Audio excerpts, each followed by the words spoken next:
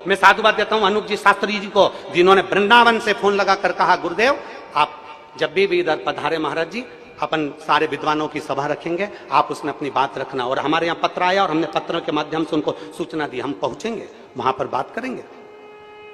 और इतने बड़े विद्वत संत हैं माननीय श्री प्रेमानंद जी महाराज, उनके चरणों को दंडवत करता हूं।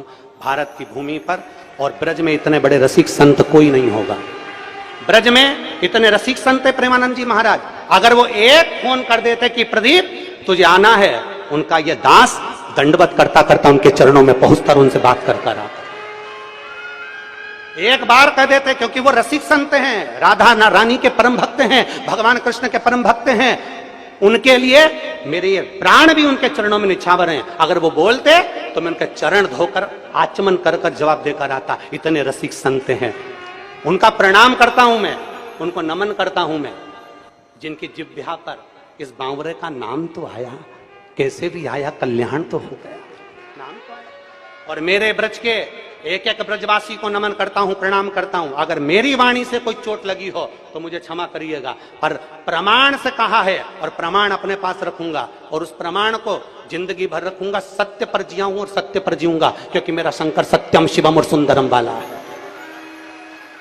और आपसे भी निवेदन करता हूं, जितने भारत की भूमि के जितने देश के लोग कथा सुन रहे हैं, एक बार ब्रज में जाना तो जाकर रावल गांव का दर्शन करना, जहां राधा जी का जन्म हुआ है। जाना तो बरसाने का दर्शन करना, जहां राधा रानी पहुंची हैं। मेरी रावल में राधा रानी जी का जन्म हुआ, उनको वहां पर लाडली कहा जाता था। जब राधा जी बड़ी हो गई, साल निकल गया, तब राधा जी बरसाने में पहुंची हैं। और बरसाने में पहुंची तो उनको किशोरी जी कहा गया, क्योंकि किशोर अवस्था में पहुंची थी। जब तक रावल में रही तब तक वो लाडली थी, बरसाने पहुंची वो किशोरी हो गई, क्योंकि किशोर अवस्था में पहुंची हैं। उनको समझना, बरसाने की एक एक रच को समझना, एक एक ब्रज 84 कोस की रच को समझना कठिन काम है महाराज। अच्छे अच्छे ब्रह्मा तक चले गए, धक्के खाकर ब्रज की लीला को नहीं समझ पाए। समझना बहुत कठिन है, समझिए जरा जाकर। और जिन्होंने आधी वीडियो चलाई है उनको तो मेरी राधा रानी सब देख लेगी और मेरे भोलेनाथ देख लेंगे। आधी वीडियो चलाई, उन्होंने ये नहीं बताया कि बरसाने का महत्व क्या बताया गुरुजी ने, उन्होंने ये नहीं बताया कि राधा कृष्ण के विवाह का प्रसंग क्या सुनाया गुरुजी ने, उन्होंने ये नहीं बताया कि बरसाना का जो मूल महत्व बताया गया था, उस कथा को पूरा सुनना था। कि हमने बताया था उस कथा में कि वर्ष में एक बार आना बरसाना, अर्थात आपकी जिंदगी में अगर मनुष्य की देह है तो वर्ष में एक बार राधा रानी के दरवाजे पर जाते रहना और उनको प्रणाम करते रहना, तो तुम्हारे पाप छिन्न होते रहेंगे। राधा रानी पाप को छिन्न कर देती है। उस क्लिपिंग को पूरा तो बताया नहीं, उसमें से काट कर हमारे सब्जेक्ट को छोड़कर उसमें दूसरा उस सब्जेक्ट को वही की वही फेस लगाकर, वही की वही वाणी लगाकर, उसको काट काट कर क्लिपिंग बनाकर जनमानस में प्रेषित कर दिया। मेरा साधुता है पूरे ब्रज भूमि के संतों को, साधुओं को, राधा रानी के चरणों को, जिस दिन आऊं उस दिन मेरी राधा रानी की पूरी देहली की मैं झाड़ू लगाता फिरूं, मुझे कोई दिक्कत नहीं, मेरी मां है वो।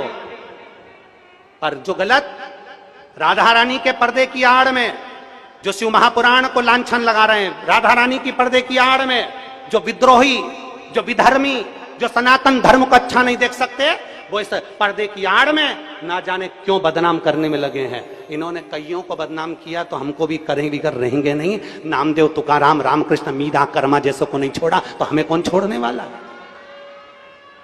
साधुता है। और मेरी ब्रज की पवित्र भूमि को, मेरे ब्रज में रहने वाले ब्रजवासियों को दंडवत प्रणाम करता हूं, नमन करता हूं।